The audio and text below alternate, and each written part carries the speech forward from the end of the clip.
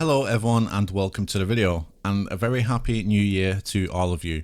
So 2022 is now out of the way, and overall I think that it has been a fantastic year, especially For Honor. We saw a lot of awesome reworks, new characters, hero skins, crossplay, which was obviously the big one. Personally, I think it was a massive year for the game, and it's made some great strides forward, especially in terms of balance and their vision for making the game more read-based, whilst there is still more work to do.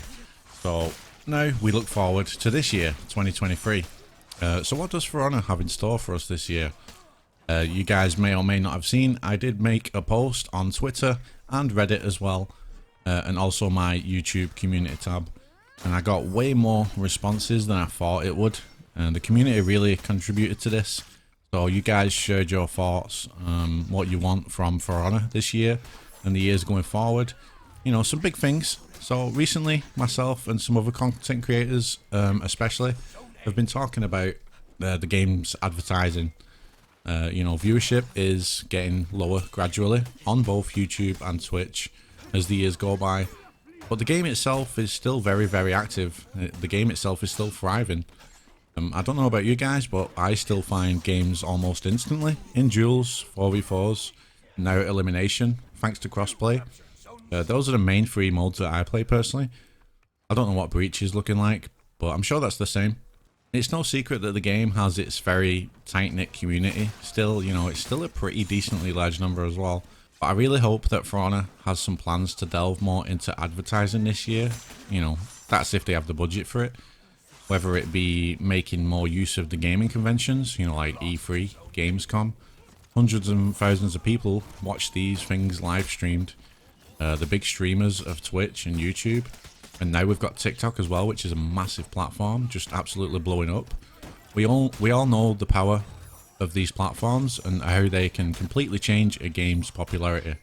Look at Among Us, for example. So I think the game is in the best place it's ever been in right now, so I think it would be great to see some massive advertising happen this year. Even when I post a TikTok, you know, I get tons of comments saying, what game is this? It looks so cool. What game is it? So that is one massive thing that I hope for. But looking at the threads that I did post, a lot of popular things that you guys wanted. Cross progression. That is a massive one. I imagine there's so many console players that have a lot of reps on their accounts, but would love to switch to PC, you know, for a better gaming experience. But without losing all the years of hard work, reps, you know, steal, whether it was earned or bought, all the fashion, emotes, executions, and especially limited time things. You know, we all know that For Honor have mentioned that it's not in the pipeline, you know, in the previous years. But they said that about crossplay as well, up until they just randomly dropped it on us all of a sudden. So it's definitely possible. Whether it'll be this year, don't know, maybe next year. But it's a possibility for sure, now that, especially now that full crossplay is here. Another massive one is free to play. From what I see, this is quite a divided discussion though. On one hand, the game would see a big boost in player count. I know the game is quite cheap to get now, but you'd be surprised at the amount of people that would play just because it's free rather than paying a small amount. But of course, that does come with issues, such as the beginning learning curve of the game.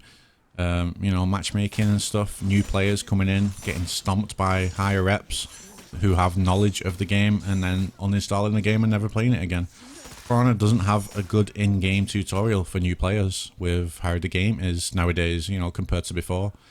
And it's not really easy or straightforward to find good guides straight away, like externally either. There's a lot of tutorials that are outdated with the game constantly changing, so, you know, if the game was to go free to play, they'd really need to work on an in-game tutorial for a start.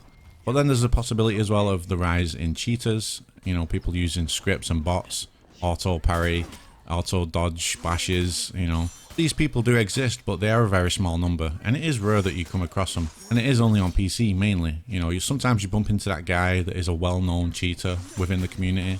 And we don't know what For Honor are actually doing currently to tackle this. There's not really been any communication about it. So there is always that worry as well that there could be a huge rise in that. So of course this would obviously remove a source of income for Ubisoft as well. They'd probably have to restructure the prices for all the in-game stuff. They probably have to do a massive overhaul on the monetization system just to modernize it and improve the income for the game.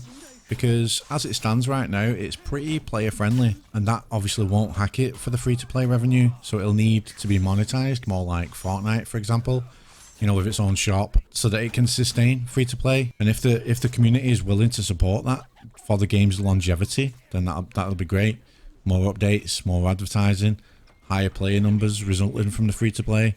So, you know, this is definitely something to discuss. Another big thing as well is an obvious one, and that is new maps. It has been years since we got a new map, and For Honor is a visually beautiful game, so having some fresh battlefields to shed blood on would have such a massively positive impact on everyone. But the issue is that we don't know what kind of budget For Honor team have, and making new maps, I imagine, is not cheap. So if funding is tight, obviously we want the resources being used on more important things, but this is a very popular thing that the community wants, and, you know, it's very understandable. And now, especially that For Honor has an Outlander faction, you know, with all kinds of new heroes like Egyptians, Arabic, this could give For Honor a chance to really do something different with map designs, so we'll see. Another big one is a sequel or a relaunch of some kind. I see a lot of people talking about this too. A sequel, I'm not so sure about, because obviously the devs are still actively working on the game and improving it. You know, I'd like to see personally more testing grounds, including like feat reworks or feat overhauls, rebalancing on that. But I think if we was going to get one or two, maybe like some sort of relaunch would be better. And then all the hard work over the years hasn't gone to waste. You know, if they relaunch with a fresh title, that in itself would be some massive advertising and gain a lot of players. Just kind of like what Overwatch 2 did, for example. So I think these are some of the major things that everyone's talking about. But there are a lot of other things too. Single pick in 4v4s, for example. I've also seen divided opinions on this one. Whilst this maybe would have caused issues in the previous years without the massive roster that we've got now, you know, with the amount of characters that we do have now, I really don't see how this would be an issue. I mean, sure, you want to grind that one character to rep 70, but someone picks it before you. Personally, I don't think it's the end of the world if you have to just choose another character for a 10-minute match. Plenty to choose from. But then there's people that would be upset that they can't do extremely funny 4 Shigokis in one team, you know. So even if this means we have to introduce a ranked Dominion, but done correctly, maybe it's time to try that again now. And on top of that, maybe rework the faction war mechanics to be based off factions' ranked results for the season, rather than placing banners due to low interactivity with the old system. Now you are actually fighting for your faction. Also, in-game tournament bracket creations. A pick ban system would be great if implemented in-game, and very easy to use, just like League of Legends, for example. Also, on the customization side of things as well, more loadouts than we currently have. You know, we only have 3 loadout slots. And also being able to use more emotes and executions in-game, whether that be in the form of an emote wheel or something. You know, you'd be surprised with the amount of players that mainly play the game for fashion purposes. So things like this would definitely be welcomed as well. But again, like I said before, we don't know what resources or funding the FH team have, so we definitely want the main priority to be balance related. I see a lot of talk about new modes as well, and improving the existing ones that aren't used so much. But to be honest, I think before we even get to that, a lot of things that we said before have to be done first. I think dividing the player base as it is now is not really what the game needs. So, you know, if the game ever does obviously get a massive surge in player base for whatever reason, then sure, you know, more modes would be welcomed, and reworking maybe the current modes, like Tribute, for example, and maybe replace Elimination with a Colosseum mode or something. But, you know, I think the For Honor team are doing a fantastic job right now with all the testing grounds, the reworks, the new characters, hero skins, and they're constantly giving us new content still each season. I think the game is in the best place it's ever been, and there's not really any signs of them stopping anytime soon. You know, they really do seem to be in it for the long run. So I'm sure they've got a few big surprises this year.